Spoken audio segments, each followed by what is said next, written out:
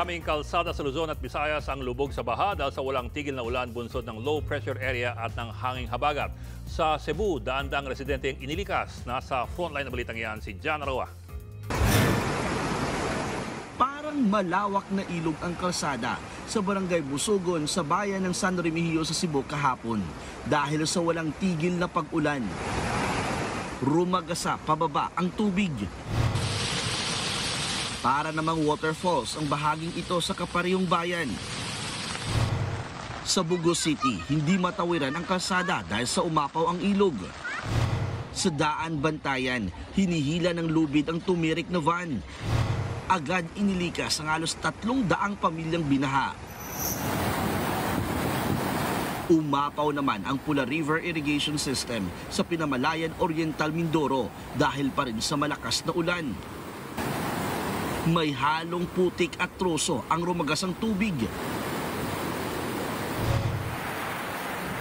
Sa ilang barangay, malakas din ang hangin. Matapos ang ulan, lubog sa tubig ang mga palayan sa bayan. Higit 1,000 residente ang apektado ng pagbaha sa Pinamalayan. Baha rin sa Odyungan, Romblon.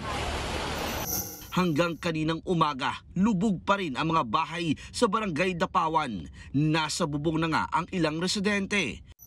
Nagka-landslide din sa highway ng barangay Patuo. Puro troso rin ang kalsada kaya tuloy-tuloy ang clearing operations. Grabing baha diri depita sa barangay Patag o. Binaha naman ang National Highway sa barangay Patag, Baybay City, Leyte. Natirik yung mga motor. Kaya mga kotse, di na pwede diha. Higit 200 residente ang apektado ng baha. Nagkaroon din ng landslides. Ngayong gabi, humupa na ang baha at nadadaanan na ang mga kalsada. Low pressure area at hanging habagat ang nakakaapekto sa malaking bahagi ng bansa. Huling namataan ng LPA sa Sablayan Occidental, Mindoro. Dahil sa dalawang weather systems, malakas na ulan ang mararanasan sa Metro Manila, Central Luzon, Bicol, Batangas, Calabarzon at Mimaropa. Pati na rin sa Western Visayas at Mindanao. Posible ang magtutuloy-tuloy hanggang bukas. Nagbabalita mula sa Frontline, Jan Aroa, News 5.